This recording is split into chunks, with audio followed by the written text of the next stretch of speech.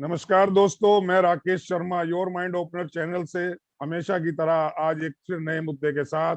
और मुद्दा ऐसा है जिससे मैं समझता हूं अगर हम इसको डिस्कस आज यहाँ कर रहे हैं चैनल पर तो इससे बहुत लोग बेनिफिशियरी होंगे। बहुत लोगों की जो अंदर मिथ्स हैं, जो बहुत लोगों के अंदर कंफ्यूजन होते हैं, वो दूर हो जाएंगे।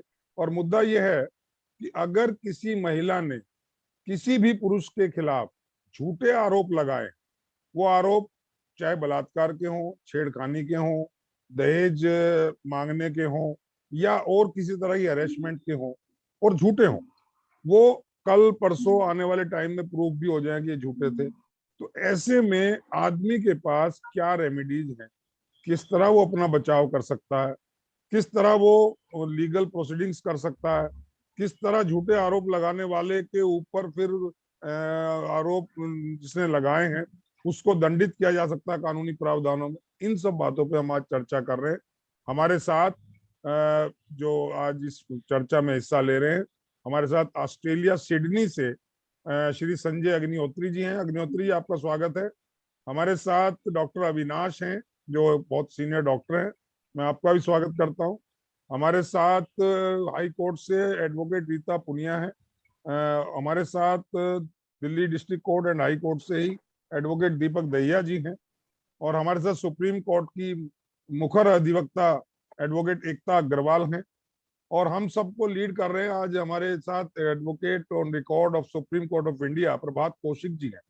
तो मैं सबसे पहले कौशिक जी आपको एक सवाल के साथ बुलाना चाहूंगा कि किसी भी आदमी के पास ऊपर अगर ये आरोप लगा कि उसने कोई जुर्म किसी औरत के खिलाफ किया और उस औरत ने किसी भी इलविल से, किसी भी अपने मकसद से या यूं कहूं कि कुछ अल्टीरियर मोटिव्स के तहत कोई आरोप उसके ऊपर झूठा लगा, तो सबसे पहले आदमी क्या करे? जी, सभी को मेरा नमस्कार। और एक बहुत ही अच्छे टॉपिक के साथ शुरुआत कर रहे हैं। मैं बहुत ही आभारी हूं राकेश शर्मा जी का, जिन्होंने आमंत्रित किया। बहुत ही अच्छा टॉपिक है राकेश जी। इसमें देखिए बहुत ज्यादा जो है फॉल्स एलिगेशन की हम आज सभी ये डिस्कस करने आए हुए हैं कि रेमेडीज जो है वो क्या क्या हैं किसी मैन के पास। अगर कोई इस तरीके की false complaint, be that 354 IPC जिसमें छेड़खानी वगैरह के सारे केसेस आते हैं, या फिर 376 भी हम देख रहे हैं, जो कि आजकल लिव इन रिलेशनशिप में फॉल्स प्रॉमिस ऑफ मैरिज वगैरह में बाद में they all converted into rape. ये हम सब देख रहे हैं, ये जो हो रहा है आजकल, जो सारी फॉल्स है। उसमें मैं हालांकि प्रोसिक्यूट्रिक्स को ही मैं रिप्रेजेंट कर रहा था बिफोर कड़कड़डूमा कोर्ट। तो वो भी एक लिव इन रिलेशनशिप में रही थी, मेरे जो प्रोसिक्यूट्रिक्स थी वो। तो मैंने उनसे कहा, जब आप लिव इन रिलेशनशिप में हैं फिर बाद में शादी कर ली, अब ये रेप किस तरीके से है? तो उन्होंने मुझे बोला, देखिए लिव इन रिलेशनशिप में हम रहे तकरीबन 1.5-2 साल तक। उसमें से कुछ कुछ तो मेरा कंसेंशुअल था और कुछ कुछ में मेरी कंसेंट नहीं थी, वो सब रेप है। और जिस जिस दिन मेरी कंसेंट थी वो सब कंसेंशुअल है। तो एक ये जो कंप्लेन है, इन इटसेल्फ इट शोज कि कितना ज्यादा बड़ा लैक्यूना है हमारे सिस्टम में। या किस तरीके से हम कह सकते हैं कि अगर सिस्टम सही भी है तो हम लोग ही कितने मैनिपुलेटिव हो जाते हैं कि उसको किस तरीके से मैनिपुलेट किया जाए सिस्टम को। तो मैं अभी आऊंगा उसी विषय पर। एक और केस का मैं डिस्कस करूंगा। 2 केसेस हैं जिसमें है कि किस तरीके से कि मेन के पास भी जो है वो राइट्स हैं। एक तो शांता कुमार वर्सेस CSIR।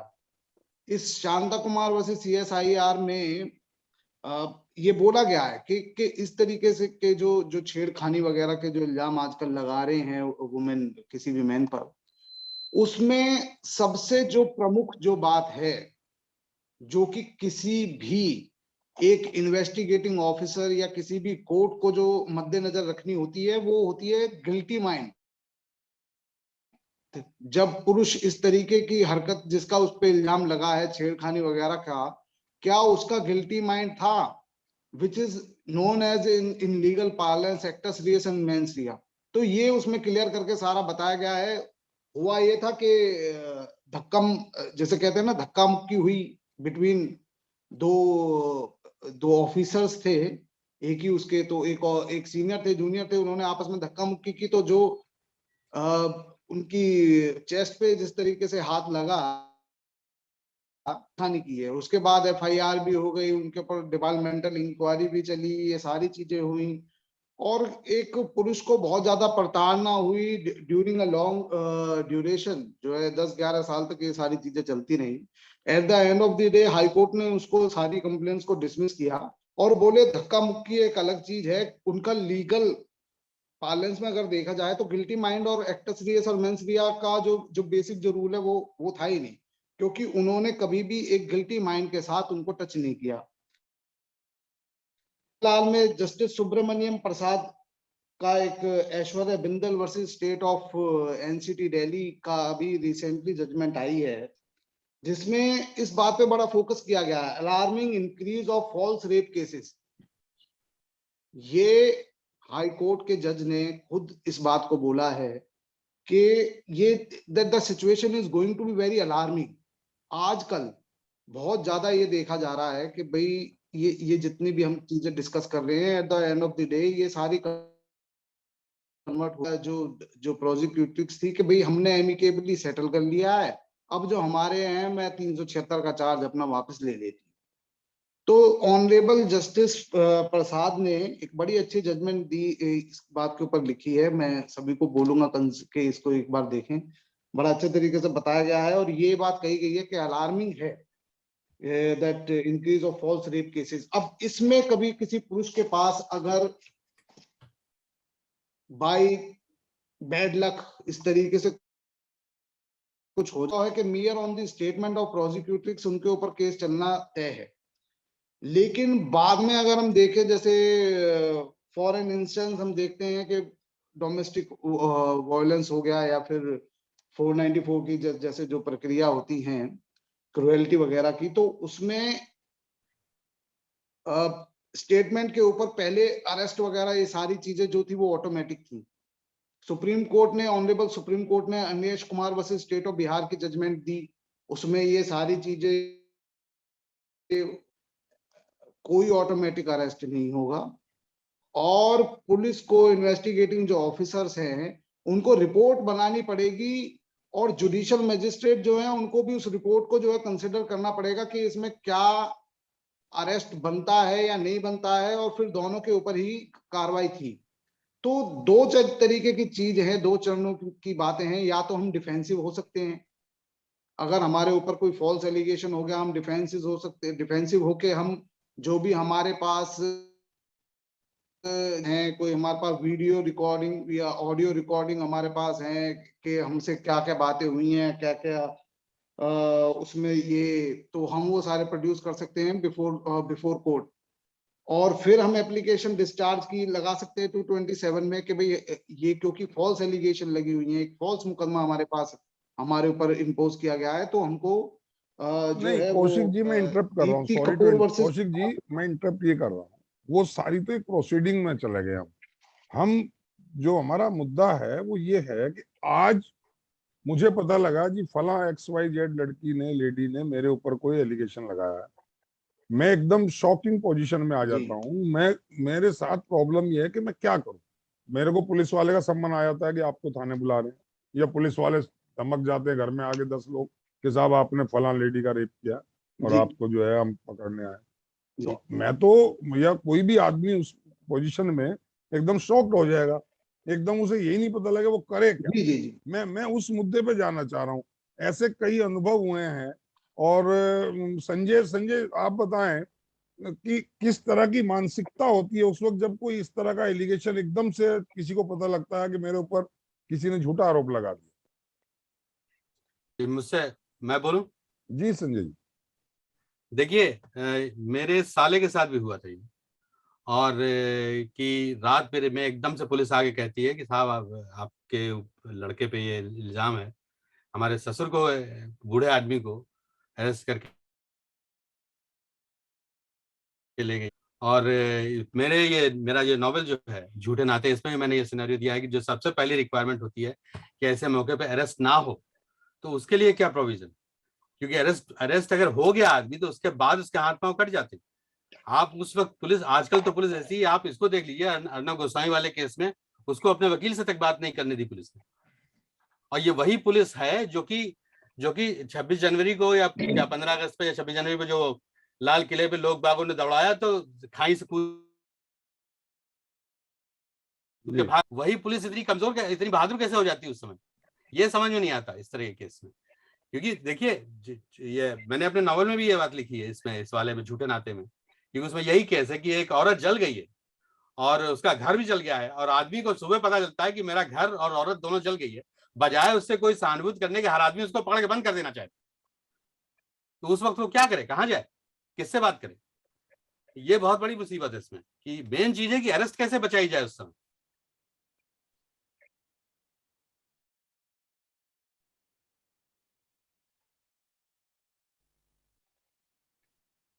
तो ये भी बहुत, अभियोग पक्ष को अपने पैरों पे खड़ा होना चाहिए, ना कि बचाव पक्ष की कमजोरी की बैसाखी के ऊपर।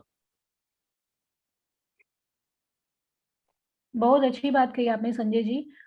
इस तरीके के मैटर बहुत देखने के लिए मिल जाते हैं हम लोगों को, और मैं भी आपको कुछ वाकया बताना चाहूंगी। मेरे पास रिसेंटली अभी एक केस आया है। सॉरी मैं पहले ही आ गई बीच में, इन बिटवीन। नहीं, बहुत बढ़िया। एक्चुअली हैरेसमेंट, तो मेरे क्लाइंट को एलिगेट किया गया कि उसने वर्क प्लेस पे सो एंड सो लेडी को हरास किया है। He was heading a department in that matter, okay. और उसके नीचे वो सबऑर्डिनेट लेडी थी जिसने उस पर एलिगेट किया कि मेरे को जो है हरास किया गया है। उसके खिलाफ इंटरनल कार्रवाई हुई, उसको लॉयर तक नहीं लाने दिया गया इंटरनल प्रोसीडिंग्स में, जैसा कि होता है ना वो sexual harassment of women at work place act 2013 somehow कि ऐसे हो रहा है, ठीक है, ओके। अब हमारे पास इसमें डायरेक्ट रेमेडी क्या है, apart from section 499, apart from section 500 IPC, apart from section 211 IPC, तो इनके अलावा हमारे पास डायरेक्ट रेमेडी क्या है कि एक आदमी इस्तेमाल कर सकता है अगर उसके खिलाफ इस तरीके के एलिगेशन आते हैं व्हाइल ही इज वर्किंग और एक रेप्यूटेड पोस्ट पर वो काम कर रहा है। तो सीधा सेक्शन है section 14, sexual harassment at work place पर, ठीक है। लेकिन उसमें एक कंडीशन ये होती है कि अगर इंटरनल कमेटी आपके फेवर में है तभी आप सेक्शन 14 को एप्लीकेबल कर सकते हैं। Otherwise you have the another remedy section 18, you can approach to any tribunal और court of law for the remedy, ठीक है। तो ये सारी चीजें देखने के लिए मिलती हैं। अगर ऐसे केसेस आते हैं तो सबसे पहले एक आदमी को तैयार रहना चाहिए डिफेंसिव मोड में। फर्स्ट ऑफ ऑल इसके अंदर जो कंसर्न होता है ना इन केसेस में, आप आदमी का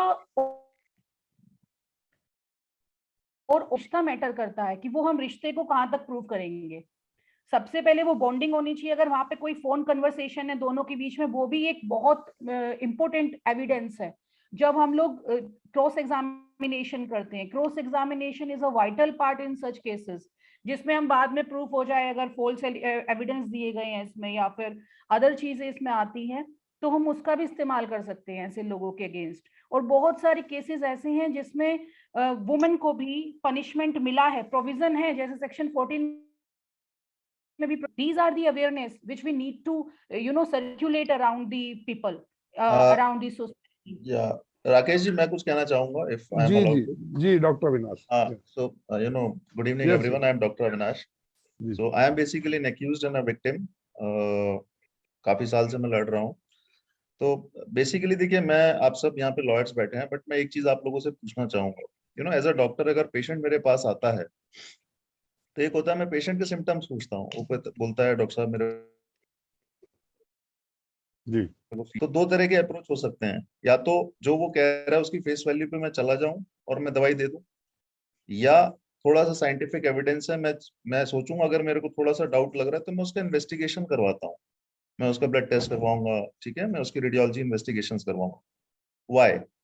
it's not because I am doubting the patient, it's because कि मेरे पास एक साइंस है, तो मैं चाहता हूँ कि मैं उस चीज को कोरोबोरेट कर लूं कि जो पेशेंट कह रहा है सही कह रहा है। तो आई एम सॉरी टू से बट एडवोकेट्स आज की डेट में प्राइमरी फेसाई हम लिख देते हैं और कोर्ट में डाल देते हैं। क्या हम वेरीफाई करते हैं वो फैक्ट्स की लेडी जो बोल रही है, क्या उसके पास कोई एविडेंस होता है? सिर्फ पिटीशन होती है, एविडेंसेस हम एविडेंस स्टेज में लगाएंगे। मैं आपको अपना, सॉरी बट मैं आपको 2-3 मिनट और लूंगा। नहीं नहीं, So- मैं आप ही की बात को सपोर्ट करते हुए डॉक्टर साहब एक बात कह रहा हूँ। जी सबसे पहले एडवोकेट्स तो जब आएंगे लाइन में, जब वो पुलिस स्टेशन से बाहर निकलेगा केस, हाँ, वही पहले मैं भी कह सबसे रहा हूँ। पहले तो सर मैं आदमी के घर मैं, पे मैं, या मैं 2 उसके मिनट और, ऑफिस पे। हाँ यस यस डॉक्टर अविनाश, बिल्कुल सर।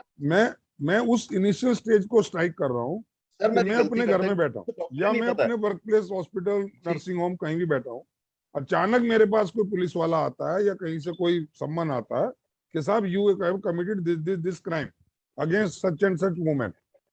मैं उस ट्रोमा की बात करने जा रहा हूँ कि उस वक्त आदमी क्या करे। सबसे पहला स्टेप, पुलिस थाने सर गया, मैं बताता हूँ, पुलिस वाला जो है जाते ही आपको, जैसे आप टेररिस्ट आ गए हो या आपको एक मुर्गी आ गए हो, उसके लिए मुर्गी एक वर्ड इसलिए कर रहा हूँ कि शायद आपसे पैसा भी मिलेगा और आपको वो अपनी मनमानी, अपनी साहबगिरी भी दिखाएगा और जो चाहेगा, जिस ढंग से चाहेगा आपसे बिहेव करेगा। वो जो ट्रोमा है उससे बचने का क्या उपाय, वो तो कोर्ट में तो जब जाएगा जब वो थाने से निकल के चार्जशीट होगा या उसको जमानत की जरूरत पड़ेगी, तब वो हम लोगों के पास आएगा। यस डॉक्टर साहब, क्या मैं हाँ ठीक कह सर रहा हूँ? सर तो, हाँ जी बिल्कुल बिल्कुल। तो सर मैं अपना अपना ही अपना जी केस बता देता हूँ आप लोगों को कि तो basically my bitter half, so we were into live in relationship. 1 साल के बाद हमारा बेटा भी हुआ। आई वाज जी we are separated from last 6 years. और 5 साल पहले उन्होंने 125 पूरा, मतलब जो पैकेज होता है ना आज की डेट में, वो पूरा पैकेज लगाया हुआ है, DB 124 125 498 so on and so fourth. अभी लास्ट ईयर बिकॉज समहाउ उनको कोर्ट की तरफ से कोई रिलीफ नहीं मिल पा रहा था, तो मुझे प्रेशराइज करने के लिए उन्होंने किसी और डिस्ट्रिक्ट में जाके मेरे ऊपर 376 से लेवी किया, ठीक है ना। और आप सोचिए, अब जो FIR रजिस्टर कर रहा है उसके ऊपर कोई एक्शन होगा भी नहीं। अगर होगा, खारिज होगा या जो होगा, वो IO कहाँ पे होगा, उसको ज्यादा 2-4 महीने के लिए सस्पेंड कर दिया जाएगा। बट आप सोचिए मैराइटल, तो वो एलिगेशन क्या है FIR में, 4 लाइन की FIR है। साहब मेरे पति से मैं अलग रह रही हूँ, और साहब एक डेट को ये मुझे उन्होंने गाजियाबाद बुलाया, और गाजियाबाद बुलाया, मुझे कोल्ड ड्रिंक दी, चलती गाड़ी में मेरे साथ बलात्कार किया, मुझे वहां धमकी और चले गए। 4 लाइन की FIR रजिस्टर हो गई सेम डे। कोई प्रिलिमिनरी इंक्वायरी नहीं कि भैया एक तरफ महिला कह रही मेरा पति, है कि नहीं। बिकॉज मैं आपको बताता हूँ सर, ऐसा नहीं कि वो पढ़े लिखे नहीं है, वो पढ़े लिखे हैं। It's a industry.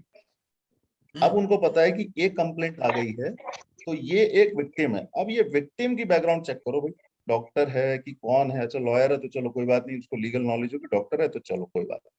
अब आती है प्रेशर टेक्टिक्स। सर ये अरनेश कुमार और ये सब ना, ये सुप्रीम कोर्ट के जजमेंट बहुत आते हैं सर, वो directions to DGP, directions to high powered committee. आप ग्रास रूट लेवल पे देखिए तो उसका एग्जीक्यूशन कितना होता है। कितनी बार अरनेश कुमार को मैं बोल बोल नहीं करते हैं उस पर, के बिल्कुल सर ठीक कह अपने रहे हो। पास रखे, आप हमें वकालत। हम्म, और जब मैंने उसको महात्मा गांधी जी के कुछ दर्शन करवाए तो उसने कहा हाँ डॉक्टर साहब कोई बात नहीं, आप आराम से बैठिए। तो क्या हो गया? तो ये जो जो रजिस्टर कर रहा है, इज ही टोटली क्लूलेस? क्या उसको एक बेसिक, उसने ग्रेजुएशन नहीं पढ़ा तो उसको ये पावर कैसे दे दी रजिस्टर करने की कि भाई आप किस सेक्शन में कर रहे हो रजिस्टर? उस पर कोई एक्शन हो रहा है?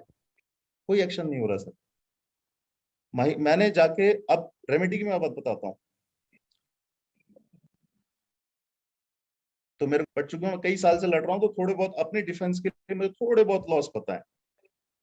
मेरे पास आज की डेट में कोई रेमेडी नहीं थी। जब उन्होंने कहा, मैंने DGP को फोन किया किसी चैनल के थ्रू, उन्होंने SSP को लिखा, SSP साहब ने मार्किंग करी कि कृपया इनके साथ इनको मदद करें। उसके बाद भी I had to abscond for 2 months, क्योंकि अनफॉर्चुनेटली तो मैं यूपी में हूँ, तो यूपी पुलिस का, एटलीस्ट दिल्ली में फिर भी थोड़ी पुलिस जो है समझदार है। थोड़ा सा पुलिस जो है, आई बिलीव कि हाँ as compared to other states, फिर भी Delhi police is much better than. ये पुलिस ऑफिसर्स थे, उन्होंने मुझे कहा था कि देखो, दो आपके ऊपर कुछ नहीं होगा, लेकिन स्टिल वी वांट कि कल को कोई आ जाएगा और आप एक बार अंदर चले जाएंगे ना, आपको कोई नहीं बचा पाएगा। सो आई हैव टू एब्सकॉन्ड। मेरे साथ मेरी मदर है, शी इज 70 years old, बस हम 2 लोग हैं। Oh. Despite meeting SSP, despite any. और मजे की बात आप सोचिए, मेरे पास डिजिटल एविडेंसेस थे। उन्होंने जो डेट एलीज करी, उस डेट में मैं अपने ऑफिस में था। मैंने सीसीटीवी फुटेजेस वगैरह सब दिखा दिए कि साहब ये उस डेट में, जिस डेट में वो कह रही हैं, मैंने उनके साथ ये किया है। तो सारे एविडेंसेस थे। क्या हुआ, वो लेडी आज तक 8 मंथ्स हो गए हैं उनको, आज तक उन्होंने 164 के बयान नहीं दिए, आज तक उनका मेडिकल नहीं हो। वैसे भी मेडिकल का कोई फायदा नहीं है। वो उस एफआईआर के बाद दोबारा उस थाने में कहीं नहीं गई। वो घर दिक्कत में आराम से बैठी है, जहां तक डॉक्टर मजे साहब से मुझे बैठी। ध्यान है, वो आपकी तो लोकेशन और वो सब है ही नहीं वहां की, उनकी भी नहीं है, सर उसके बाद इवन उस अब उस डिस्ट्रिक्ट की भी नहीं है। मैं यस, आपको बता रहा हूँ। फिर इवन दो यू मैंने आर पुलिस को फेसिंग दिस बोला, ट्रोमा। देखा या मैं, मैंने बिल्कुल बिल्कुल दीपक, दीपक 159 देखा में एक आपने एप्लीकेशन भी जो डाली कि डॉक्टर साहब साहब का दर्द है। इन्वेस्टिगेशन। जी जी, बिल्कुल आप ठीक कह रहे मैंने हैं, बिल्कुल मैं उसी बिल्कुल 159 में, बिल्कुल देखा। उसी दर्द को मैं मैंने बिल्कुल स्ट्राइक देखा। करना चाह रहा हूँ। डॉक्टर साहब अपनी बात मुकम्मल कर लें, उसके बाद मैं इसमें हाँ दो जी। चार शब्द कहना चाहूंगा। अपनी फिर बात मैंने पूरी कर साहब, लें आप। मैंने एसएचओ साहब, एसएसपी साहब से भी गुजारिश करी कि सर आप एटलीस्ट कॉल डिटेल्स मंगवा लें, सीटीआर मंगवा लें, आपको दूध का दूध और पानी का पानी हो जाएगा। वो 2-3 महीने चक्कर लगाने के बाद वो निकल के आई। 2 महीने हो गए सर, आईओ ने बोला डॉक्टर साहब ना आप है ना वो महिला का जो बयान महिला ने दिया तभी की तभी, जब उन्होंने एफआईआर रजिस्टर करवाई और मैंने अपने सारे एविडेंसेस दे दिए, तो महिला को समझ में आ गया कि वो जो डेट दी है उसमें तो वो फंस गई। उसने अपने 161 के स्टेटमेंट में विद साइन उसने डेट चेंज कर दी कि साहब नहीं नहीं वो मेरे को गलतफहमी थी, वो डेट नहीं थी, ये डेट थी। हालांकि मेरे पास उसके भी एविडेंस है। But all in all sir देखिए, मैं आप लोगों से सिर्फ एक ही कहना चाहता हूँ कि क्या होता है ना कि सर ये जब किसी को पेन होता है ना, तो पेन उस समय जब वो बर्दाश्त करता रहता है ना, वो करता रहता है, उसका हरासमेंट है। रेपिस्ट का टैग लगा है, वो लगा है, ठीक है।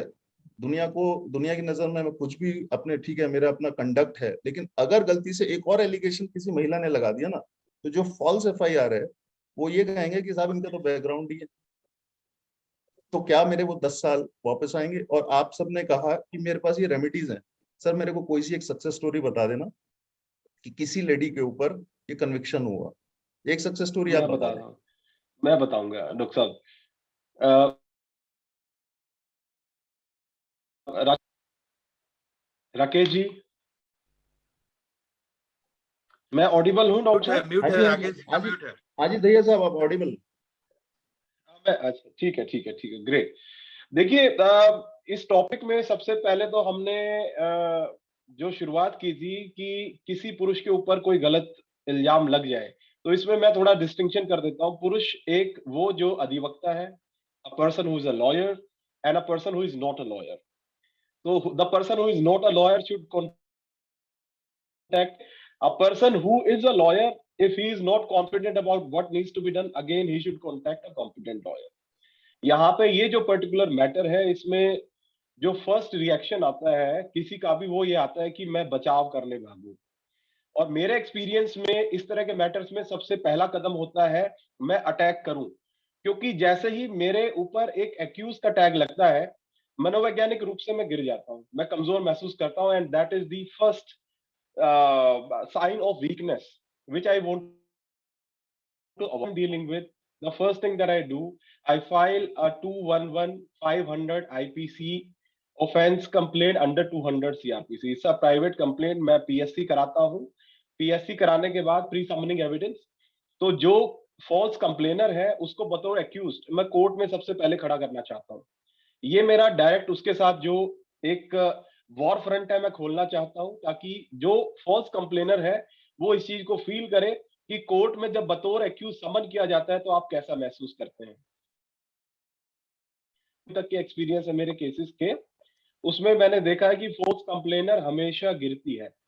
एक छोटा सा बस मैं केस डिस्कस करूंगा without naming the parties. Live in partners से, दोनों मैरिड थे but not with each other but through Tinder app they met and they started living together. One fine day the lady filed a complaint against the person alleging that he is not fulfilling the promise of marriage and he has thus committed rape on me. And the boy was not aware that the girl was already married with somebody. So the girl started claiming ये शादीशुदा है और मेरे को बहाना किया ये वो whatever. अब लड़के पे FIR करती है 376(2)N, रिपीटेडली रेपिंग समवन। उसके अंदर हमने लड़के के खिलाफ यही 211-500 IPC की कंप्लेंट की। थोड़ा समय लगा, लेकिन उसमें जैसे ही वो समन कर ली गई कोर्ट ने, समन करते ही के साथ लड़की अपने आप अपने लॉयर के थ्रू सेटलमेंट का प्रस्ताव लेके आई, and then she gave her statement in the court that all her allegations were false. So this is, I am absolutely aware about your situation that you just conveyed, but ऐसा नहीं है। अगर थोड़ा सा रणनीति बना के लड़ा जाए तो इन मुकदमों में सक्सेस मिलता है। और 211 के अंदर कन्विक्शंस भी है, बहुत कम है। इट्स मेरी जो पेन पॉइंट है, as far as we practicing lawyers are concerned, we seldom use 211, whereas it's a very big weapon. दीपक और जी, इसकी जो समझ है 211 दीपक की, जी एक बहुत सारे जी एक सेकंड के लिए मैं इंटरप्ट कर रहा हूँ। ये ना मीटिंग मेरे से गलती से और टाइम उसका कुछ गड़बड़ सेट हो गया, तो ये मीटिंग अभी 10-20 सेकंड में खत्म होगी। प्लीज इसको एक बार दोबारा इसी उस पर ज्वाइन कर लेना। जैसे ही खत्म होती है विद इन 10-20 सेकंड आप ज्वाइन कर लेना, उसी Right. लिंक से, उसी पासवर्ड से, प्लीज। एब्सोल्युटली टाइम गलत दब एब्सोल्युटली गया। मैं ज्वाइन कर लूंगा। जी तो इसके अंदर 211 की जो समझ है वो काफी गलत है। लोगों में धारणा ये है कि 211 को केवल वो कोर्ट स्टार्ट कर सकता है जिस कोर्ट में झूठी FIR का मामला चल रहा है। मतलब जब कोर्ट उसको झूठा मानेगा तभी आप 211 को प्रोसीड कर सकते हैं on the yes, basis of यही तो कंप्लेंट ट्रेजेडी है। यस, ऑफ द, ये एकदम गलत है। हाँ, ये गलत है, क्योंकि इसमें जो बार 195 CRPC की है उसमें बड़ा स्पेसिफिक कहा गया है, अगर झूठी कंप्लेंट के बारे में कोई मामला कोर्ट में लंबित है, if any proceeding is pending before the court. हाँ हाँ, yes sir. Okay, fine fine.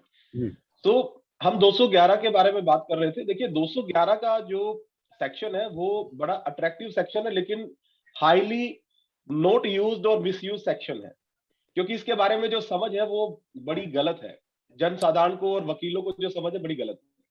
इस सेक्शन से रिलेटेड एक सेक्शन है 195 CRPC, क्रिमिनल प्रोसीजर कोड, जिसमें एक बार आई है। वो बार इस बारे में है कि कोई ऑफेंस अगर 211 और बाकी कुछ और सेक्शन भी लिखे हैं, अगर उसमें कमिट हुआ है तो उस पर्टिकुलर ऑफेंस से रिलेटेड कॉग्निजेंस कोई कोर्ट नहीं लेगा। इतना तो पढ़ लेते हैं, लेकिन कब नहीं लेगा ये नहीं पढ़ते हैं।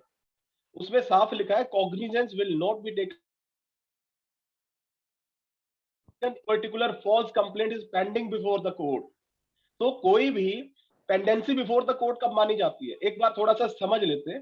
कंप्लेंट गई, FIR कटी, जांच हुई, चार्जशीट बनी, चार्जशीट कोर्ट में दाखिल हुई, चार्जशीट को कोर्ट ने पढ़ा, कॉग्निजेंस ले लिया, एक्यूज को समन कर दिया।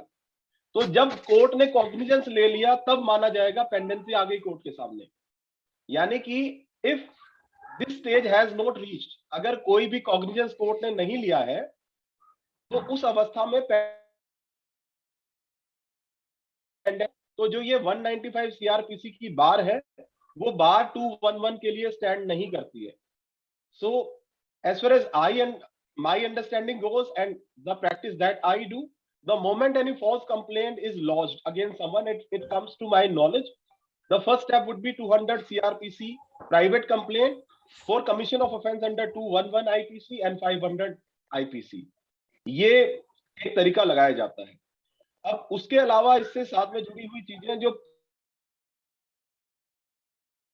पुलिस, देखिए डॉक्टर साहब इस बारे में कह रहे थे उस समय कि मैं पीड़ित हो जाता हूं क्योंकि पुलिस ने दिमाग नहीं लगाया कंप्लेंट को रिसीव करके FIR काटने में। डॉक्टर साहब ये एक ऐसी चीज है जैसे अगर किसी को कोई बीमारी लग गई तो एक प्रोसेस लगेगी। तो the moment the law is set into motion by lodging of an FIR, certain processes will start on their own. Police करेगी ही उसमें जांच करना उनका ध्येय है, लॉफुल उनकी ड्यूटी है। और जहां तक उनसे ये उम्मीद है कि वो सेकंड आते ही पहले वो प्रिलिमिनरी इन्वेस्टिगेशन करें कि इसमें FIR काटे या ना काटे। उस पे supreme court is very clear that cognizable offence disclose हुआ है, आपको काटना है। तो दहिया साहब, काटने के सॉरी बाद टू इंटरप्ट, मैं यहीं पे थोड़ा सा डिसएग्री करता हूं सर कि law is set into motion. It is like कि सर मैं सर्जरी स्टार्ट कर दूं, पूरा मैं उसका एब्डोमिनल खोल दूं और बाद में कहूं नहीं मुझे कुछ नहीं मिला, मैं उसको वापस सूचर बैक कर दूं और वापस पेशेंट खोल दूं और जो पेशेंट की एगनी हुई उसका तो फिर मेरे मैं से वो बताता हूँ पेशेंट आपको। पूछता है कि डॉक्टर साहब क्या आपने कुछ प्रिलिमिनरी जांच करी थी? बहुत बढ़िया मैं डॉक्टर साहब बताता ने एग्जांपल दिया है। और हूँ, मैं इसका जवाब दूंगा, डॉक्टर मैं साहब इसका एज पर जवाब लॉ दूंगा। Point Deepak is also right कि अगर पुलिस सपोज किसी लड़की की कंप्लेंट लॉन्च नहीं करती है, एफआईआर नहीं करती है, तो 10 मिनट बाद ही वो डीसीपी को फोन करती है, कमिश्नर को फोन करती है कि साहब ये मेरी कंप्लेंट लॉन्च नहीं कर रहे हैं, एफआईआर लॉन्च नहीं कर रहे हैं, मैं झूठ बोल रही हूँ सच बोल रही हूँ ये बाद में पता लगा, पहले मेरी एफआईआर तो लॉन्च करो। This is the main problem. Rakesh ji, मैं बताता हूँ जी इंडिविजुअल स्पेसिफिक इश्यू को डिस्कस किया जो आपके साथ हुआ, but when we discuss law we have to see about the entire country. और ये जो पर्टिकुलर जजमेंट्स आई हैं, ललिता कुमारी की जजमेंट है जिसमें कहा गया कि कोर्ट, ये police straight away FIR launch करेगी कॉग्निजेबल ऑफेंस अगर डिस्क्लोज्ड है। ये सारी जो जजमेंट्स आती हैं डॉक्टर साहब, ये पूरे के पूरे इंडिया को देख के दी जाती हैं जजमेंट। आपके साथ गलत हुआ, बहुतों के साथ गलत हुआ, लेकिन कोई भी अगर जेन्युइन कंप्लेंट आई और उस पर एफआईआर ना कटी, वो भी बहुत बड़ी गलती हो। वो इस तरह की जजमेंट ले आया कि आप केवल एफआईआर काट दें, और एफआईआर काटना is मियर lodging of a complaint in the police record, तो वहां से जांच शुरू होगी। अब यहाँ पे दूसरा मामला आता है कि क्या जांच का मतलब सुओ मोटो अरेस्ट है। वहां पे अरनेश कुमार की बात आ गई, उसका प्रैक्टिकल इंप्लीमेंटेशन के अंदर खामियां आ गई। उसके अंदर देखिए, मैं जो प्रैक्टिस करता हूं मैं वो साझा करता हूं। जो जितनी भी ये जजमेंट्स होती हैं, बड़ी बड़ी जजमेंट्स होती हैं, इनके ऊपर पुलिस के हमेशा एक स्टैंडिंग ऑर्डर्स निकलते हैं। जैसे 2016 दिल्ली कमिश्नर पुलिस दिल्ली का स्टैंडिंग ऑर्डर है। स्टैंडिंग ऑर्डर क्या होते हैं? वो ऑर्डर होते हैं जो हमेशा लागू रहेंगे जब तक कि दूसरा स्टैंडिंग ऑर्डर उनको रिप्लेस ना कर दे। मीनिंग देयर बाय अगर उनकी नॉन कंप्लायंस होती है, यह डिसिप्लिनरी प्रोसीडिंग का मामला बनता है। यहाँ पे अक्सर जो मेरे वकील साथी हैं या बाकी जो लोग विक्टिम होते हैं इन सब चीजों में, वो लोग इस चीज से चूक जाते हैं कि वो पुलिस के खिलाफ अगर वो कार्रवाई करते हैं तो प्रॉपर तरीके से बांध के नहीं करते। वो खाली एक जनरल कार्रवाई के बारे में शिकायत नहीं किया, लेकिन आप अगर प्रॉपर एक कंप्लेंट उनकी देंगे विजिलेंस में कि ये डिफाई किया इन्होंने स्टैंडिंग ऑर्डर और डिसिप्लिनरी प्रोसीडिंग चलाई जाए, और आप उसके पीछे लगें अच्छे तरीके से, तो ऐसा नहीं है कि उनको सजा नहीं मिलती है। तीसरी चीज, अगर एक्चुअल में अरेस्ट कर लिया है तो क्या किया जाए? साहब, ये कंटेम्प्ट ऑफ कोर्ट का मामला बनता है, और कंटेम्प्ट ऑफ कोर्ट में बिल्कुल सजा मिली है। आप गूगल सर्च कीजिए, जिसमें अरनेश कुमार की जजमेंट को जिसने डिफाई किया पुलिस ऑफिसर ने, उसके खिलाफ अभी दिल्ली हाई कोर्ट ने भी एक दिन की, चलिए ठीक है आपका लंबा करियर है, आप अभी यंग हैं पुलिस ऑफिसर, बट सिंबॉलिक एक दिन की उसको सजा दी थी for not complying with the directions of honourable supreme court in Arnesh Kumar judgment. तो ऐसा नहीं है कि इनके ऊपर आप कार्रवाई करेंगे तो आपको रिजल्ट नहीं मिलेगा। सवाल है मानसिकता का। दीपक जी नहीं, मैं बिल्कुल मतलब हाँ। डेफिनेट सी बात है। मैं थोड़ा सा कुछ यहाँ पे कहना चाहूंगा। देखिए, एक तो whatever सुप्रीम कोर्ट says, देखिए स्टेट आपकी टू स्टेट वो वेरी आवाज करता सही रहता है। नहीं आ रही। सुप्रीम कोर्ट की गाइडलाइंस होती हैं बट स्टेट के उसमें। हेलो, हाँ ठीक है, बोलिए। जी बताइए अभी आ हाँ, रही तो है, सर मैं ये बोलिए। कह रहा हूँ कि देखिए स्टेट टू स्टेट वेरी करता है। आपके लॉज यहाँ 506 कहीं पे नॉन बेलेबल होता है, कहीं पे बेलेबल होता है। मैं उस चीज पे डिबेट ही नहीं कर रहा हूँ। जो मैं पहली बात पे आ रहा हूँ कि law is set into motion, तो law is set into motion, उसका कोई एंड टाइम होता है? कोई एंड टाइम नहीं होता। और आप जो कह रहे हैं कि मैं I should take disciplinary action against the IO, sir मैं एक लेमैन की बात बताता हूँ। देखिए, आप लोगों के पास तो क्योंकि लॉ की डिग्री है तो ये सबको पता होता है कि कोई भी पुलिस वाला किसी वकील से तो पंगे नहीं लेगा फॉर श्योर। लेकिन अगर उसके पास एडवोकेट की डिग्री नहीं है तो उस जुरिसडिक्शन में जो आईयू है, मैं उसके अगेंस्ट डिसिप्लिनरी जाऊंगा तो मेरे ऊपर 4 और केसेस मुझे पता है कि वो कैसे होंगे। देखिए दैट आई नो। डॉक्टर साहब, ये मेरा वो सिंपल सा नहीं सर, मैं आपको बताता हूँ। आप जो कह रहे हैं ना ये रिलीफ, सर एक्चुअली क्या होता है कि लॉ इज अ फैक्ट। बहुत सही है, बहुत बुक्स हैं, हमारी मेडिसिन में भी बहुत बुक्स हैं। And justice is abstract, but justice के कई इंटरप्रिटेशन है। 3 बेंच सुप्रीम कोर्ट की 3 बेंच की जज कहती है कि नहीं, सिनेमा हॉल में हमें नेशनल एंथम पे खड़े हो जाना चाहिए, और 5 बेंच की जज कहती है कि नहीं। पॉइंट ये है कि हर एक का इंटर है, एक ही लाइन के 10 मतलब निकल जाते हैं, तो कभी उन्हीं समझ 10 में नहीं आता। मतलबों का जो मिसयूज होता है वही आम आदमी भुगतता है, वही एग्जैक्टली आम आदमी की तो त्रासदी। राकेश जी, मेरा सिंपल सा, मैं तो अपने जी केस में मैं सिंपल सा समझ कह रहा रहा हूँ हूँ। आपकी आज बात। 8 महीने जी मैं समझ डॉक्टर रहा 8 हूँ। साहब, महीने के मैं मैं एक लाइन में उत्तर देता हूँ डॉक्टर साहब। डॉक्टर साहब, ये वो बात होगी कि आप ये कह रहे हैं कि कोई साधारण व्यक्ति सेल्फ मेडिकेशन ना करे। उसी प्रकार मैं आपको ये कह रहा हूँ कि अगर कोई लेमैन है तो वो कानून के बारे में किसी प्रक्रिया को अपनी मर्जी से ना फॉलो करे, वो कॉम्पिटेंट लॉयर को। ठीक है, आपका कहना है कि किसी के साथ दिक्कत होती पहले वो लॉयर के पास जाए। एकता, मैं आता हूँ तुम्हारे पास। रीता बहुत देर से कुछ कहना चाह रही है। रीता पुनिया। सर मैं यही कहना चाह रही थी, जो डॉक्टर साहब ने केस बताया, एक था मेरी मतलब फैमिली उसमें ही आते मेंबर में, और क्लाइंट भी हमारा, उनकी वाइफ ने तो, इनके ऊपर तो चलिए रेप का लगाया, उनकी वाइफ ने मर्डर ऑफ अटेम्प्ट का ही केस लगाया है, राइट।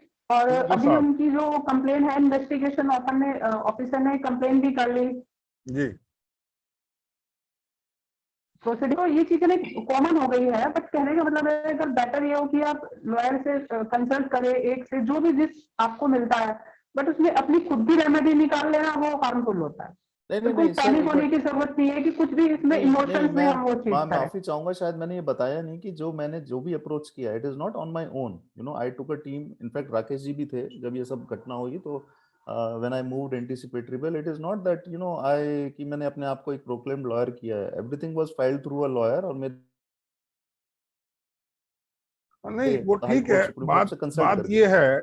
बात ये है कि ये जो पेन है फॉल्स एलिगेशन का, ठीक है, आप कैपेबल थे, you have money in your pocket, you can hire a lawyer और you can take services of some consultants, आपने ले लिया।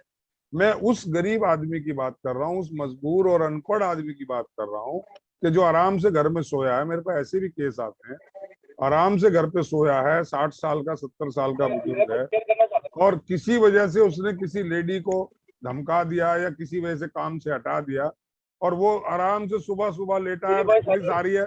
अभी पंकज के पास मैं चल रहा हूँ, पंकज के साथ कुछ ऐसा हादसा हुआ है जो कुछ लोगों को शायद यहाँ पता हो, नहीं पता हो तो अब ये बताएं कि ये सुबह अपने घर में सोए हैं और अचानक 25-30 पुलिस वाले इनके घर में घुस गए। ये पूछ रहे हैं क्या हुआ, बोले you are under arrest. Pankaj बताएं। सर मैं एक अपना एक्सपीरियंस शेयर करना चाह रहा था कि कंप्लेंट जो है ना, एक सेकंड सर,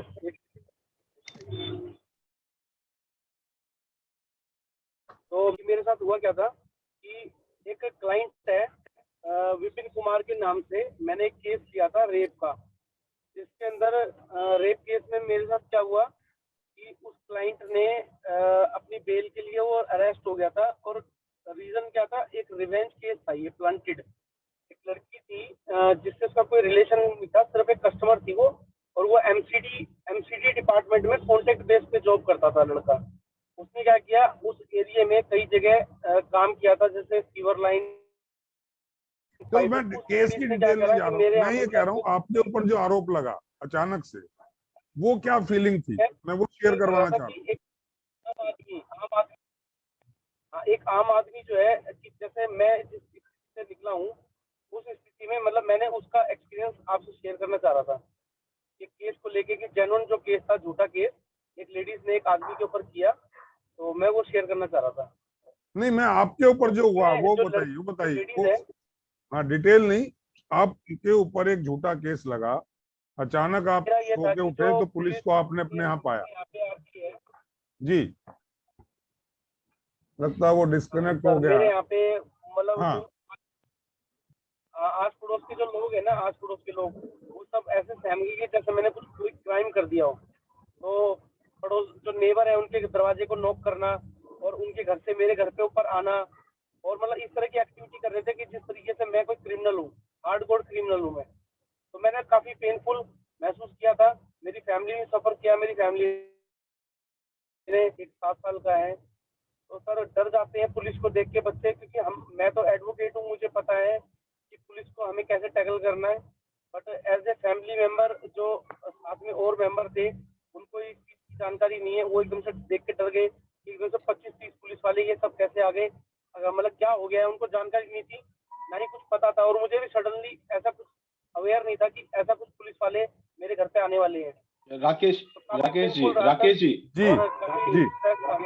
ठीक है, वो ठीक है पंकज, मैं आता हूँ फटाफट जो सभी के लिए ठीक होगा, क्योंकि क्योंकि पंकज के एक्चुअली काउंसिल मैं हूँ बिफोर द्वारका कोर्ट, जी जिसमें हम कंटेस्ट कर रहे हैं against that false complainer. So the scene was very simple that Pankaj received a bail for a client वो एंड ठीक है, भाई उसको मैं उस पे आ रहा सपोर्ट हूँ मिल गया, नहीं मैं वो उसी पे कहना आ रहा चाहिए हूँ। मेडिकल लाइन में टाइमली ट्रीटमेंट मिल गया और बहुत जल्दी नहीं मिल गया, राकेश तो वो जी, जल्दी रिलीफ उसको मिल गया। राकेश जी तो मैं उसी जी बात पे आ रहा हूँ कि पर्टिकुलर क्लाइंट को शाम के वक्त उसको कॉल आता है पंकज को कि ऐसे ऐसे करके आपके खिलाफ कंप्लेंट आए। पंकज मिल के आए पुलिस से, उनको सेटिस्फाई करके आए और अपने घर चले गए आराम से। सुबह करीब 4-4:15 बजे हमारा एक ग्रुप है, advocate welfare association, we received a panic call from Pankaj that this is what is happening. Around 10-15 policemen are surrounding his house and they are absolutely banging on his door and he has no clue why these people are there. And in such a situation when we were discussing कितना परेशान है, उसकी बीवी, उसका छोटा बच्चा, उसकी माँ, उसके बाप, सारे के सारे लोग घर के अंदर है and he is feeling so helpless कि जब एक फोर्स 10 से 15 पुलिस वालों की आ गई तो क्या किया जाए। तो ये बड़ा विचलित करने का माहौल था पंकज के लिए। चलिए thankfully that group took its action and they assembled there and because of that the policemen were disbursed after serving a notice under 41A that they will not arrest, but their intent was to arrest. तो पंकज की जो मनोवृत्ति थी उस समय ये नहीं, just trying to raise panic and speak out to all the people around. तो हर किसी के साथ यही होता है, but thankfully you rightly said कि हमने सिचुएशन को कंट्रोल किया। बस इतना ही कहना चाहता था मैं। बिल्कुल ठीक है। मैं आ रहा हूँ प्रभात जी के पास। प्रभात जी, मैं बात कर रहा हूँ प्रभात जी उस पीड़ा की, मैं उस पीड़ा की बात कर रहा हूँ कि उस वक्त फर्स्ट स्टेप पर डॉक्टर साहब बैठे हैं यहाँ, तो मैं कहूँ मेरे पेट में अचानक दर्द का कोई बहाना कोई लेके आ कि दर्द आपके पेट में हो रहा है। मेरा पेट है, मुझे नहीं पता, बट दूसरा कह रहा है कि नहीं आपके पेट में दर्द है। तो वो वाली बात है कि फॉल्स एलिगेशन है, मुझे पता ही नहीं है मैं किस रास्ते जाऊं, किसको अप्रोच करूं। अगर मेरे पास पैसा नहीं है, मैं वकील नहीं कर सकता हूँ, या मेरा कोई वकील इतना कॉन्टेक्ट में नहीं है, या अनफॉर्चुनेटली कोई वकील मुझे ऐसा मिल गया जिसने और मिसगाइड कर दिया, तो मेरा तो फेट बहुत गड़बड़ हो गया ना। देखिए सर, राकेश जी इसमें बस एक चीज कहना चाहूंगा कि जो आप कह रहे हैं ना कि जो व्यक्ति गरीब है उसके लिए I think CJI justice Gogoi ने बहुत अच्छा स्टेटमेंट दिया था, और इनफैक्ट जितने भी चीफ जस्टिस होते हैं वो रिटायरमेंट के बाद रिटायरमेंट के बाद ही आते। उन्होंने बोला था इंडियन जुडिशरी में जस्टिस अगर चाहिए तो जेब में पैसा हो, अदरवाइज गरीब आदमी जस्टिस कल्पना कर वो सकता बाद है, में वो आता है, लेकिन जब वो देखिए खबर में होते हैं तो ऐसा कुछ जी। हाँ, इस बीच में मैं कुछ बोलना चाहूंगी, हमेशा ऐसा ही नहीं होता है। मैं आ रहा हूँ प्रभात जी कुछ कह रहे हैं, उसके बाद मैं आपके पास आता हूँ। जी प्रभात जी। एक मिसफॉर्चून समझ लीजिए कि इस तरीके की स्टेटमेंट बाद में आती है, लेकिन मैं एक बात बोलना चाहता हूँ कि देखिए हमको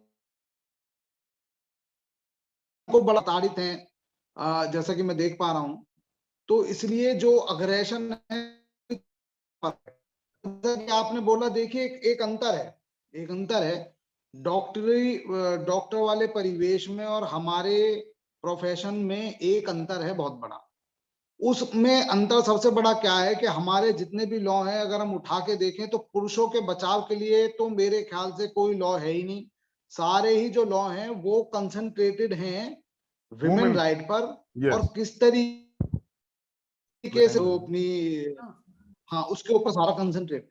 हमको ये बात समझनी होगी, अगर जैसे अविनाश जी को एकदम गुस्सा आता है लॉ सेट इन मोशन, तो ये क्या हो गया, ये सारी बातें हमको पहले ठंडे दिमाग से थोड़ा सा ये सोचना है कि अगर एलिगेशन फॉल्स नहीं है और ट्रू है, और कोई बड़ा दबंग आदमी है जिसने इस तरीके का कोई रेप कर दिया, या किसी के पीछे 354 जैसे हम कह सकते हैं छेड़ाखानी है, या फिर लड़कियों का पीछा कर रहे हैं, या उनको गलत तरीके से छेड़ा गया है। नहीं, आपका कहना मतलब सही भी होते हैं, ऐसा नहीं कि 100% फॉल्स होते। बिल्कुल ठीक है, ये विषय तो बहुत डिस्कस हो चुका है जो आप कह रहे हैं, वो तो हम उस पर जा ही नहीं रहे। जो आप कह रहे हैं वो बहुत डिस्कस हो चुका है, जो आप कह रहे हैं वो बहुत डिस्कस हो चुका है, उसके बारे में बात करने की जरूरत नहीं है यहाँ पे।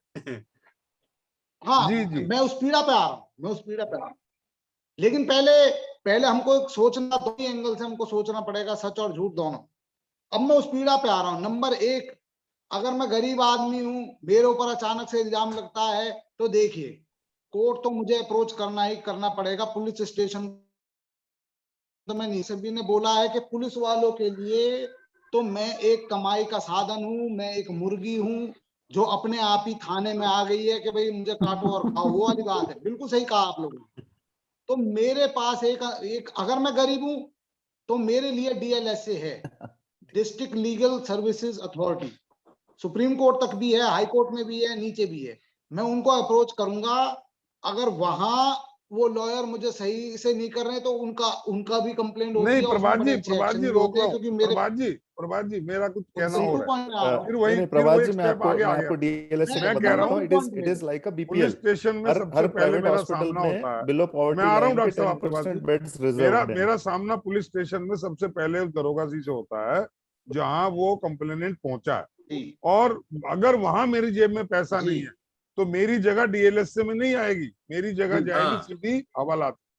मैं क्या यस कहूंगा क्या नहीं कहूंगा वो सेकेंडरी हो हवाला। जाएगा, थर्ड हो जाएगा। भाई, मैं उस पीड़ा सर पे मैं जाना एग्री चाह हूँ रहा इस हूँ। वो बात डिस्कस करने का जो मेरा आज का जो है वो है कि मैं एक लेमैन हूँ, मेन मैं डॉक्टर इंजीनियर नहीं हूँ, मेरे पास कोई रिकॉर्डिंग नहीं है, यही है। ठीक है। अगर अगर जैसा डॉक्टर अविनाश ने कहा कि मैं एक मेरे ऊपर 376 का केस लगा, और फॉर्चुनेटली कि मैं उस लोकेशन में नहीं था, बहुत दूर था, और डबल फॉर्चुनेट ये हुआ कि वो लेडी भी वहां नहीं थी, ये कॉल डिटेल में आ गया। सपोज सपोज ये वहां होते, आसपास उस विसिनिटी में होते, और तब आरोप जी लग गया होता, तब तो गए थे 5-7 साल तक मुकदमा लड़ने के चक्कर में। तो मैं उस फेट को डिस्कस करना चाह रहा हूँ जो आपने आप। राकेश जी जो अभी बताई जी है सिचुएशन, जी मैं वही क्या, जो आपने जो सिचुएशन बताई है उसमें जो पहले नंबर की सिचुएशन है उसके तो रेमेडीज हैं, जैसे पिलियो फैलेबाई लेके और कॉल डिटेल वगैरह निकलवा के जो है वो हम एंटिसिपेटरी बेल के लिए जाएंगे 482 लगा के question of FIR along with the anticipatory bell के भाई हमें बेल दी जाए, ये प्ली ऑफ एलिबाई है, ये मेरी कॉल डिटेल है, ये मेरी लोकेशन है, सर, ये वो चार आदमी। सर वो भी मौका मुझे एक मिला सीधी तब बात, जब मैं एंटिसिपेटरी के लिए एब्सकॉन्ड कर गया घर से। अगर यही सर मामला सर किसी देहात राकेश में जी, हुआ प्रभात होता, जी, राकेश जी, राजस्थान प्रभात जी, बिहार में ये हुआ है, था, 2 मिनट ये पुलिस मेरे घर 2 मिनट वालों को उठा चाहूंगा लाती। सर। ये सर 2 मिनट चाहूंगा ये प्लीज। राकेश जी, ये तो अनफॉर्चुनेटली ये तो है ही है कि अगर मुझे बचना है, बीइंग अ लॉयर ऑल्सो, अगर मैं लॉयर हूं, मेरे ऊपर भी इल्जाम लग जाता है तो बचाने वाला कोई नहीं है, मुझे खुद एंटिसिपेटरी बेल एब्सकॉन्ड होके या कहीं भी आई थिंक डॉक्टर साहब आपको इस जवाब लॉ में मिला। कोई बचाव तो अभी डॉक्टर साहब नहीं अब सर, मैं आपको देखो, बताता हूँ सुप्रीम जवाब। मेरी कोर्ट आवाज आ लॉयर रही कह है रहे हैं कि मैं सर? भी उसी कैटेगरी में हूँ। सर मैं आपको जी आपको बताता हूँ सर। एक्चुअली मैं, हो सकता है सर, क्योंकि मैंने दिल्ली हाई कोर्ट का, क्योंकि मैं यूपी में रहता हूँ, सारे केसेस मेरे मैट्रिमोनियल सब cases are sub judice to जी यूपी कोर्ट्स, तो मैं दिल्ली हाई कोर्ट के बहुत ज्यादा जानता नहीं, मैं यूपी कोर्ट्स का जानता हूँ। और UP courts, Bihar courts, I think आप सबको पता होंगे। तो यहाँ लॉ कैसे चलता है, यहाँ जुडिशरी कैसे बिहेव करती है, मैं नहीं यहाँ पे कुछ बता पाऊंगा। आप जो कह रहे हैं ना सर, एंटीसिपेटरी बेल, मैं तुरंत गया था, डेट दी मेरे को 20 दिन के बाद की। यही है, में तो दिक्कत तक वही आईओ है। सीधे आएगा नेक्स्ट डे सुबह। अब मेरी बात समझिए आप सर, कि मैं जी वहां जज को चैलेंज नहीं कर, मेरा तो डीजे ने सुना था, डिस्ट्रिक्ट जज ने सुना था। उनको डेट दी कि आईओ जो है वो रिपोर्ट लाएं। 2 महीने तक आईओ ने रिपोर्ट नहीं दाखिल करी। जो प्रिलिमिनरी एक आख्या रिपोर्ट या सीडी केस डायरी होती है, 2 महीने तक वो लाए नहीं है। तो ऐसे में जो अभियुक्त है वो क्या करेगा? पुलिस का तलवार तो टंगी हुई है, तो वो एब्सकॉन्ड नहीं करेगा तो और क्या करेगा? उसके बाद वो केस डायरी आई, तो फिर पब्लिक प्रोसिक्यूटर ने कहा नहीं साहब, अभी तो मैं इसे पढ़ूंगा। इम्पेकेबल एविडेंसेस हैं कि मौका, पहली बात तो सर, लॉ के marital rape does not fall, it does not attract 376।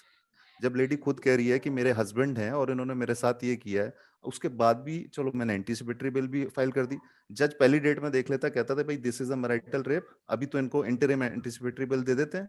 नहीं सर, अभी तो आख्या आएगी, केस डायरी आएगी, 2 महीने तक आख्या नहीं आई।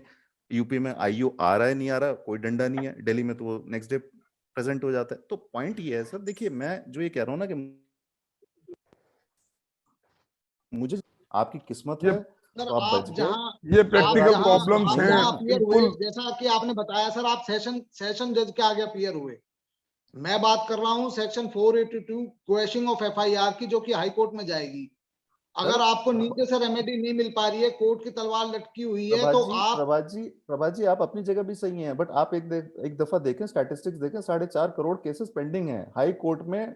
वो डेट पे आने के लिए, या तो फिर आप उसमें एक प्रीमियम क्लाइंट बन जाएं कि वहां के जो एडवोकेट। प्रभात जी बिल्कुल सही कह रहे हैं डॉक्टर साहब। यूपी इलाहाबाद हाई कोर्ट में अगर आप बेल फाइल करते हैं, डेट ही वो 1-2 महीने 3 महीने बाद की दे देते हैं, वहां दिक्कत कई है।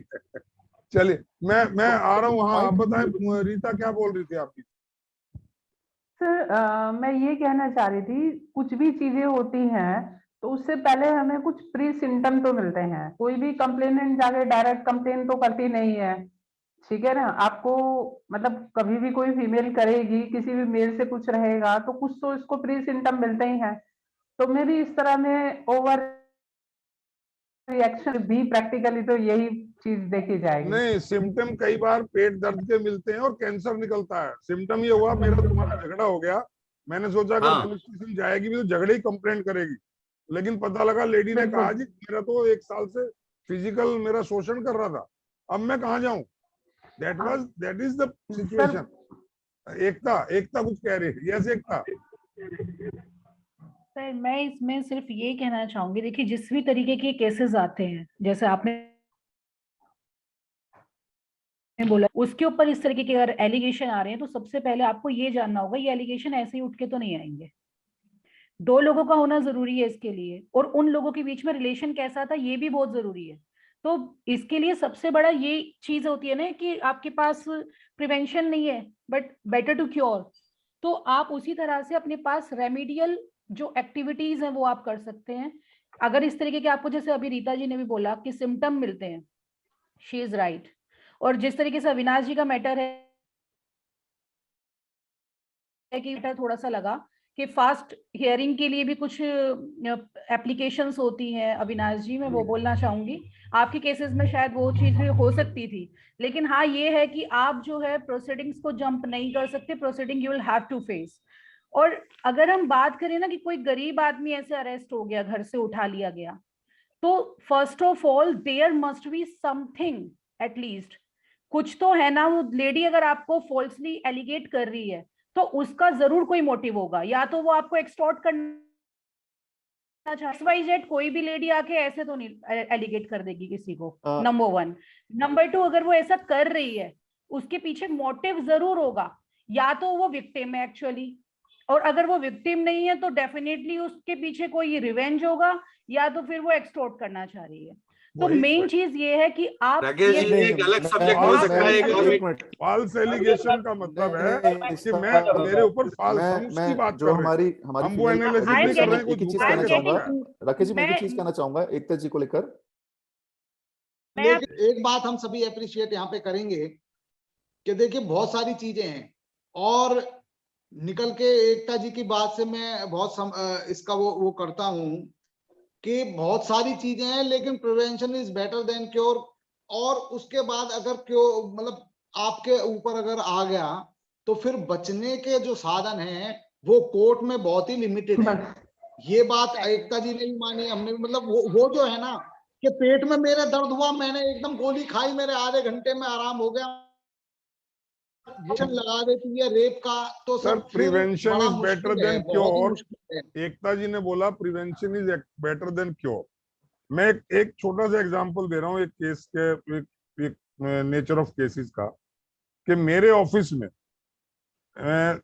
सपोज 2 इंटर्न काम करती या मेरी जूनियर काम करती, और वो मेरे हिसाब से काम नहीं कर रही है। 2 महीने काम करने के बाद उसने काम में दूसरी स्टाइल शुरू कर दिया, और मैं उससे किसी भी तरह से कहता हूँ जी आप जाइए, मेरा पेंट छोड़िए, अपना छोड़ दिए। वो इसे अपनी इंसल्ट समझ ले, वो इसे अपना कुछ समझ ले, और वो किसी भी वजह से, मेरे किसी अपोनेंट के बहकावे की वजह से, किसी वजह से मेरे ऊपर एलिगेशन लगाती है कि साहब वो तो मैं इसलिए छोड़ दिया कि मेरे को सेक्सुअली हरेस कर दिया। मैं कहाँ जाऊंगा? क्या मैं क्योर करने के लिए मैं लेडी स्टाफ ही ना रखूं अपने ऑफिस में? क्या मैं मतलब मेरे लिए क्योरिंग क्या है? वहाँ ऐसे बहुत सारे केस हैं, सरकारी में तो बहुत ज्यादा है। ये सर मैं यही चीज आपको बताऊंगी, मैं बहुत दूर नहीं जा रहा हूँ। मेरे पास एक सेशन कोर्ट के जज हैं, सेशन जज हैं दिल्ली के। देखिए मैंने वो रो पड़े, वो कहते हैं कि मेरी स्टेनो मुझे ब्लैकमेल करती है कि अगर आपने मुझे यहाँ से हटवाया या मेरी शिकायत की तो मैं एलिगेशन नहीं लगाऊंगी आप मुझे सेक्सुअली एक्सप्लॉइट कर।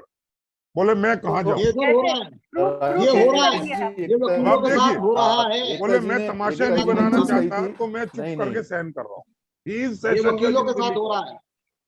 तो नहीं, मैं तो सर वकीलों के ऐसा साथ हो रहा है, राकेश हो जी, रहा है। प्रभात जी, जी। एक चीज अभी एकता जी ने बोली ना कि 2 लोग होने चाहिए, बिल्कुल बात सही है। लेकिन एक था डॉक्टर साहब वाले केस में तो दोनों में से एक भी नहीं था। तो बात करते हैं, दोनों में से ना डॉक्टर साहब थे ना हम वकील। जेंडर न्यूट्रल की तो बात कर रहे हैं। वाई डेफिनेटली देखिए, नहीं, मैं आपकी बात बिल्कुल सहमत हूं मैं आपकी बात से। देखिए, 2 लोगों के बीच में रिश्ता कैसा था, या वो हस्बैंड वाइफ है तो आप उसके हिसाब से आपके पास रेमेडी, जैसे आपने बोला कि marital rape is not a crime in India, right? तो लेकिन अगर वो हस्बैंड वाइफ नहीं है, बॉस और एम्प्लॉई है, तो मैरिटल रेप तो नहीं, रेप अगर मैरिटल होता है रेप तो भी वो तो क्राइम है। क्राइम है अगर वो सेपरेट रह रहे हैं तो। अगर Exactly. उनका सेपरेशन चल रहा है और वो 6 साल से 5 साल से अलग रह रहे हैं एकदम उसको तो as that a is called remedy, rape.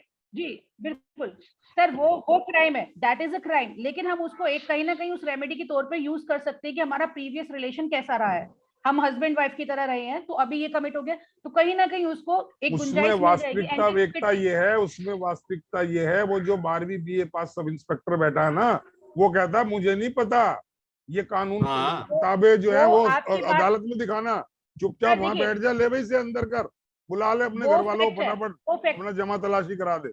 वो जो बिहेवियर, वो जो है। देखिए, हम ये बिल्कुल झेलना पड़ गारंटी नहीं रहा कर है, सकते कि वो है आपको मेन चीज। पुलिस स्टेशन से कोई रिलीफ मिलेगा, आपको पुलिस स्टेशन से कोई रिलीफ मिलेगा, ये चीज आप भूल मुझे जाइए। टॉर्चर ही क्योंकि वहीं से पुलिस स्टार्ट हो रहा है स्टेशन, मेरा। वकील तो बिल्कुल बाद में मेरा बिल्कुल सिर्फ मनी वाइज वकील, टॉर्चर करेंगे। राकेश जी, आदमी खुद गया पुलिस स्टेशन, खुद जी। गया पुलिस स्टेशन बताने की देखिए ऐसी ऐसी बात है, हो सकता है मेरे साथ ऐसा हो, और उसको वहां पता चला कि ऑलरेडी वहां पे रिपोर्ट है, उसको वहीं अरेस्ट कर लिया गया। अब क्या करेगा वो आदमी? और वहां अरेस्ट करके दिखाया ये गया कि हमें इसकी ये खोज में इससे हमने बड़ा इसके एविडेंस घर और ऑफिस क्या के सब जगह तलाशी की, तब जाके बड़ी मुश्किल से अब क्या है अपनी वहां? तैयारी में था, बस अड्डे से पकड़ा। ऐसा होता है। तो वो हमारी ये समझ नहीं मतलब आता, वो जो आदमी खुद रियलिटी गया है में सबसे बड़ा आदमी है, एविडेंस तो ये है कि खुद गया है। उसको दीपक, तो क्या नहीं मैं arrest सही कर- नहीं कह रहा हूँ कि अगर घर आप मैं बिल्कुल सही पुलिस कह रहे हैं स्टेशन सर। चला भी गया These are तो these मेरी are the अरेस्ट जो bitter है वो बस अड्डे या बॉर्डर पे दिखाई जाएगी। मैं तो भागने की तैयारी में था, bitter ट्रेन सर, में ऐसे एक ही पैर दिखाया ऊपर जाएगा। रखा था, भाइयों ने बड़ा भाग के पकड़ा मेरे को, बहुत तेज कदमों से भागा दौड़ा और पकड़ा। तो ये जो चीज बिल्कुल है, ठीक कह ये रहे हैं जो आप। पीड़ा है मेल की, और बाद में पता लगा कि साहब एलिगेशन फॉल्स थे, कंप्रोमाइज हो गए, जैसे अभी आप लोगों ने बताया कि या वो पैसे लेके या सोशली दबाव में या हाथ जुड़वा के पैर पड़वा के या किसी भी एक तरीके से वो कंप्रोमाइजिंग में पहुंच गया। अब उसमें high court and supreme court, high court कहता है नहीं नहीं नहीं नहीं, रेप में कंप्रोमाइज का कोई मतलब नहीं है, no no no, will not quash that. कोई कर देते हैं, वो तो फिर इंशाअल्लाह है, वो जो चाहे करे। लेकिन मैं तो फंस गया ना, मैं तो टारगेट बन गया ना, स्कैपगोट बन गया ना। मेरे लिए रेमेडी क्या है? मैं इतने विद्वान वकील बैठे, मुझे बताएं। मैं एक आम आदमी बोल रहा हूँ इस हिंदुस्तान का, जो उसके पास कोई अप्रोच नहीं है, जिसकी जेब में कोई पैसा नहीं। मुझे वो चीज बताइए कौशिक जी, दीपक जी, एकता मेन मैडम, चीज सर एकता ये मैडम, है, मुझे मैं एक आम सर आदमी मेन चिल्ला चीज ये है, रहा, बिना आप लोगों के किसी आगे गुहार लगा रहा है कि मुझे सर, बताओ व्हाट आर द सर किसी भी रेमेडीज अवेलेबल, सिचुएशन में ना, व्हाट आर सर मैं कुछ द कहना चाहूंगी। रेमेडीज अगर ऐसा अवेलेबल होता विद है मी। सर, सिचुएशन तो आपको फेथ जी रखना होगा और केयरफुल रहना पड़ेगा आपको अपने सारे डॉक्यूमेंट्स के साथ में, जितने एविडेंस आप अपने साथ कलेक्ट कर सकते हैं उन सब के साथ में। उसके अलावा प्रोसीडिंग एक गरीब आदमी को भी झेलनी पड़ेगी, प्रोसीडिंग एक अमीर आदमी को भी झेलनी पड़ेगी। कानून इस मैटर में सबके लिए बराबर है। ऐसा नहीं कि गरीब आदमी है तो उसको थाने से वापस कर देंगे। अगर एलिगेशन आए हैं तो एलिगेशन फेस करने ही पड़ेंगे, और उसके अगर लिए वो अगर आप सही एलिगेशन है फॉल्स तो होते क्रॉस हैं तो एग्जामिनेशन क्या, अभी डॉक्टर अविनाश ने कहा था कितने % लेडीज को कन्विक्शन हुआ जिनके केसेस फॉल्स हुए, जो एक्विटल हुआ बाइज्जत, तो उनमें उन लेडीज को होता है। बहुत सारे केसेस क्या ऐसे कोई होते ऐसा हैं जिसमें प्रोविजन ना नहीं है कि लेडी उधर को एक्विटल फॉल्सली और उधर एलिगेट उसको करने उतनी के लिए सजा आते ही मिल नहीं जाए? आगे। मेल भी जब ये सारी प्रोसीडिंग से गुजर जाते हैं ना 10-15 साल की, वो थक जाते हैं, वो फिर उसके आगे की स्टेप इन नहीं करते कि वो लेडी के खिलाफ ना एक्शन ले। लेकिन मैं ये बोलना चाहूंगी उन्हें लेना चाहिए, जिससे उनको लेसन टीच कर सके। सॉरी, क्योंकि मैं ये एकता बहुत जी से एक सवाल करना चाहूंगा। नहीं, मैं एकता जी से एक सवाल करना चाहूंगा कि मैम कोर्ट में जो जो जो लॉ है, बेसिकली जो कॉन्स्टिट्यूशन ने भी बोला है कि जो ब्रेड एंड बटर अर्नर है वो एक किड्स के और इवन आपके डिपेंडेंट पेरेंट्स भी 125 के अगेंस्ट आपसे मेंटेनेंस क्लेम कर सकते हैं। अब वहीं आदमी को अपने डिफेंस के लिए उसे केसेस भी परस्यू करना है। और आप ये चीज देखिए, हम सब एक चीज एक्सेप्ट करते हैं कि इट इज नॉट कि लॉ इज फ्री। अगर आज मुझे कोई पिटीशन दाखिल करनी है, कुछ भी करनी है, आज मुझे एक एडवोकेट को एंगेज करना है, तो definitely it comes at a cost. अब मैं ये दौड़ धूप करूंगा क्योंकि मेरी कंफर्ट के हिसाब से कोर्ट की प्रोसीडिंग्स तो नहीं चलती हैं, डे टाइम में चलती हैं। मैं आपको अपना ही बता देता हूँ, 3 महीने मैं ऑफिस से मुझे छुट्टी लेनी पड़ी, और ऑफिस में भी HR लगा है। तो कई प्राइवेट सेक्टर्स इतना भर पे कि आपके ऊपर 376 लगा है। जब तक आप गिल्ट फ्री नहीं होते हैं या आपके ऊपर कोई वो नहीं होता है, please stay away from our organization. क्योंकि if you are holding an important chair, तो आपका कंडक्ट जो MJ अकबर साहब के साथ हुआ, why did he step down, तब तक तो कुछ नहीं हुआ था। 2 साल के बाद भी कि 10 साल पुराना केस, 10 साल पहले मेरे साथ ये हुआ था, एंड देन कोर्ट एक्ट उन्होंने एंटरटेन किया, क्योंकि कोई टाइम लिमिटेशन सिर्फ बुक्स में लिखी है, वो होती नहीं है। आज से 20 साल पहले मेरे को कुछ बोला, तब तक तो उनको कोई लॉ नहीं था, उनको कोई एजुकेशन नहीं थी, बट कोर्ट कहता है हाँ हम एंटरटेन करेंगे। साहब एंटरटेन क्यों करेंगे? फैक्ट है। और अभी आपने गरीब आदमी को बताया ना, गरीब आदमी को पकड़ती नहीं है पुलिस, उसे भी पता है मुझे थाने थोड़ी ना भरने हैं, मुझे इसकी रोटी पानी का इंतजाम थोड़ी ना करना है। तो गरीब आदमी वैसे ही फटे हाल है, इससे मुझे क्या मिलेगा? उसी को पकड़ती है, उसी को हैरास करती है, जिससे उनका कोई इंटरेस्ट छुपा होता है। डॉक्टर साहब इसमें थोड़ा सा जरूरी है। देखिए, एक बात मैंने पहले भी साझा की थी कि जो कानून है वो पूरे भारतवर्ष के लिए है, वो किसी व्यक्ति विशेष के लिए नहीं है। अभी जो आपने टाइम लिमिट की बात की, इससे रिलेटेड क्लियर बताया गया है कि क्या टाइम लिमिट है। अब बात ये आती है कि एक तरफ MJ अकबर साहब का आपने एग्जाम्पल दिया, दूसरी तरफ राम रहीम का एग्जाम्पल भी ले लेते हैं। राम रहीम ने इतने लोगों को मार दिया, और वो घटनाक्रम हुआ कभी 99 में, 90s में या 2000 में, लेकिन उसको अभी कन्विक्शन हो गया है, और शिकायत वगैरह भी तो उसकी एक्चुअली कोई इतनी ज्यादा मैं प्रभावशाली नहीं यही थी। कहना चाह रहा हूँ कि हमारे यहाँ अब जो बात तो टर्न सुनिए, अराउंड टाइम है ना सर, बात तो वो सुनिए। टर्न अराउंड टाइम इतना हो जाता है कि आदमी की इनिंग जो होती है उसकी लाइफ की, उसके जो अब बात संजय जी, आपने जो टाइम किताब समय लिखी सीमा है, की बात है ना। ये झूठे नाते, हाँ संजय जी, हाँ ये हाँ जी। झूठे नाते कहीं आपने अपने खुद के एक्सपीरियंस से लिखी या ये समाज को देख के लिखी है? इसमें जो आपने इसी ये तरह का झूठे एलिगेशंस का जिक्र हाँ किया है इसमें सारा? हाँ, ये रियल इवेंट्स हैं, सारे रियल इवेंट्स हैं उसमें, लेकिन जी अलग अलग केसेस के हैं। जी मतलब जो इवेंट्स तो सारे रियल हैं, अलग अलग केसेस। जैसे मैं दीपक जी से अभी पूछना चाह रहा था इसी बारे में। मेरा केस में, मेरी किताब में तो मैंने जो सिनेरियो लिया, वो सवेरे वापस लौट के आता है, तो वो देखता है उसका मकान जला हुआ और उसकी वाइफ भी उसी के साथ जल के मर गई, और लोग इमीडिएटली उसको अरेस्ट करते कि ये जानबूझ के रात में चला गया था अपने वकील से मिलने के लिए, और इसलिए जो है इसी ने ये मकान जलवाया है, और वाइफ भी मर गई और इंश्योरेंस क्लेम कर रहा है। उस तरह का केस है, बहुत डिटेल में है, बहुत मैं सेक्शन सब सेक्शन के साथ है, पूरा पढ़ा जा सकता है। लेकिन मैं आपसे एक चीज पूछना चाह रहा था दीपक जी, कि जो आदमी खुद जाता है पुलिस स्टेशन कि देखिए ऐसा ऐसा हुआ है, हो सकता है मुझे अरेस्ट किया जाए, उसे देखिए साहब, पुलिस जो है, मतलब सबसे बड़ा साहब, एविडेंस है कि वो खुद आया है वहां पे, इसका मतलब है कि वो भाग के कहीं नहीं जाने वाला। बिल्कुल ठीक कह रहे हैं आप। देखिए, जहां तक पुलिस से आप उम्मीद कर रहे हैं ना, ये वो बात होगी, आप कलयुग में सतयुग का एक मंशा तो है कि हमें सतयुग मिले, लेकिन साहब ये कलयुग है नहीं, उसी प्रकार जो पुलिस है, मैं सभी के लिए टिप्पणी नहीं करूंगा, मैं एक जनरल टिप्पणी नहीं करूंगा, लेकिन देखिए नाम से डिसिप्लिन फोर्स है, लेकिन जब परफॉर्मेंस की बात आती है तो वहां पे बहुत तो ये जो अगर उसको है, ये कहा जाए कि वो वर्दी खाकी में छुपे हुए गुंडे पर का भी पूरा रोल अदा कर देते हैं जब चाहें, तो ऐसा भी कोई गलत नहीं है। तो मैं, लेकिन मुझे लग रहा फिर हम बस टाइम हमारा पास नहीं रहा, और चर्चा ही असल में ऐसी है, ये दर्द इतना गहरा है जिसने मैं दीपक जी चाहता हूँ कि आप सब लोग इस बार ये नॉवेल जरूर पढ़ें और देखें कि मैं जरूर पढ़ूंगा, जरूर पढ़ेंगे सर। और आज ये चर्चा हम शुरुआत की है हमने इस पे, मैं चाहूंगा इसमें 1-2 बार हम और बैठे, क्योंकि इसका कहीं ना कहीं कुछ आवाज पहुंचनी चाहिए समाज तक।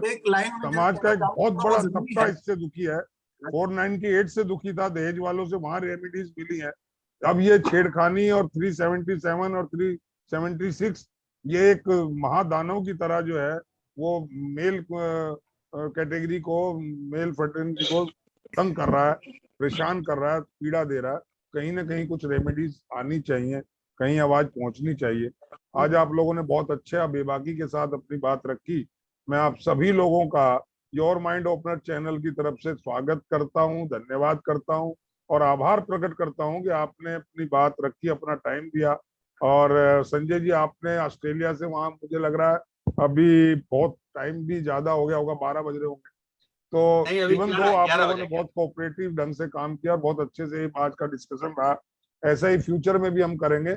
और तब तक के लिए मैं चाहूंगा आप सब लोगों का धन्यवाद करते हुए एक बार जय हिंद के साथ आज की चर्चा को समाप्त करता जय हूँ। हिंद। जय हिंद, जय जय हिंद सर। जय हिंद। जय हिंद। जय हिंद सर। Right, sir. सभी जय हिंद सभी सर। जय। का धन्यवाद।